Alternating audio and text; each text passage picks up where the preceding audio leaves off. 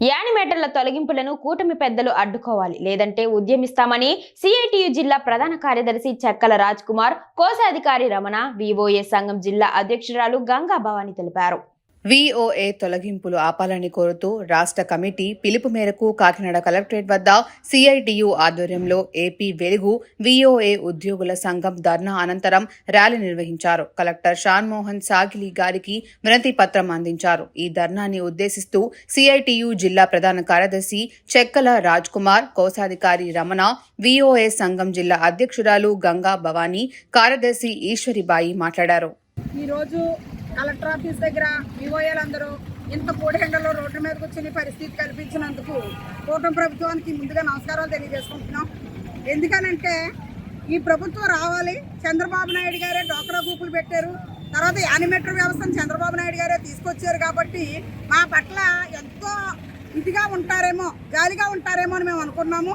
కానీ ఈరోజు ఈ ప్రభుత్వం రావాలని కోరుకున్నందుకు మేము 2 నెలలన్నా అవ్వకుండా రోడ్డు మీదకి వచ్చామని చెప్పి బాధపడుతున్నాము. ఈరోజు ఏదైతే ఉందో వివోఏల అక్రమ తొలగింపులు అంటే వాళ్ళు తప్పులు చేశారని కాదు, వాళ్ళు ఏమైనా ఆక్రమించేసి తినేశారని కాదు, వీళ్ళు ముందు ప్రభుత్వంలో వేసుకున్నారని వైసీపీ వాళ్ళు వేశారని కొంచెం మందిని, వైసీపీకి పనిచేశారు కార్యకర్తలు కానీ కొంచెం మందిని తొలగించడం జరిగింది. కానీ వైసీపీ ప్రభుత్వం అధికారంలో ఉన్నప్పుడు వాళ్ళు చెప్పిన పని చేయాలి. ఇప్పుడు టీడీపీ ప్రభుత్వం అధికారంలోకి వచ్చింది, వీళ్ళు చెప్పిన పని చేస్తాం. మళ్ళీ ఇంకొక వైసీపీ ప్రభుత్వం వచ్చి అప్పుడు కూడా ఇలాగే తొలగిస్తే దీన్ని ఉద్యోగం అనుకుంటారా లేకపోతే వెట్టి చాకిరీ అనుకుంటారో మరి ప్రజలు నిర్ణయిస్తారు. ఈరోజు మేము ఇక్కడ కూర్చోవడానికి గల కారణం జగ్గంపేట, కిర్లంపూడి, ఆ తర్వాత తుని, కోటనందూరు, రౌతలపూడి, తొండంగి మండలాల్లో భారీ మొత్తంలో వివోఏలు తొలగించడం జరిగింది. అయితే ఏంటంటే అక్కడ ఉన్నటువంటి మరి ఎమ్మెల్యే గారిని కలిసి మాట్లాడితే ఆయన ఏమని చెప్తున్నారంటే మా కార్యకర్తల ఇష్టం, మీరు ఉండాలన్నా మీరు బయటకు పోవాలన్నా మా కార్యకర్తలు ఇష్టం అని చెప్పడం జరిగింది. కానీ మరి ఎమ్మెల్యే గారు వాళ్ళ కార్యకర్తల మీద పెట్టుకున్నటువంటి నమ్మకం మహిళలపై పనిచేస్తున్నటువంటి మా వివోఏల మీద పెట్టుకునేందుకు మేము నిజంగా సిగ్గుపడుతున్నాం. మాకైతే జరిగిన అన్యాయాన్ని మేము పనిచేస్తున్న గ్రూపుల సభ్యులందరికీ తెలియజేస్తాం. అప్పుడు వారు కూడా ఈ ప్రభుత్వాన్ని ఎలా నమ్ముతారు?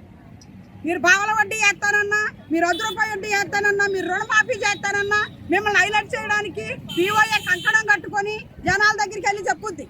అలాంటి వివోఏకే ఈరోజు అన్యాయం జరుగుతుంటుంటే ఆవిడ తరపున ఉన్న సంఘాలకు కూడా అన్యాయం చేస్తారని మీరు అతను అనుమానించరా? మిమ్మల్ని జగ్గంపేటలో 15 మందిని, తొండంగిలో 30 మందిని, ప్రతిపాడులో కొంతమందిని, కిర్లంపూడి, రౌతులపూడి మండలాల్లో అనేక మందిని వివోఏల్ని ఇప్పటికీ 300 మందిని ఎటువంటి గ్రామ సమైక్య తీర్మానాలు లేకుండా, ఎటువంటి ఎంక్వైరీ లేకుండా, ఎటువంటి ఆరోపణలు లేకుండా తొలగించినటువంటి పరిస్థితి ఉంది. దానికి వ్యతిరేకంగా ఇవాళ కాకినాడ కలెక్టరేట్ దగ్గర జిల్లా వ్యాప్తంగా వివోఏలందరూ సమీకరమై పోరాడుతున్నటువంటి పరిస్థితి ఉంది.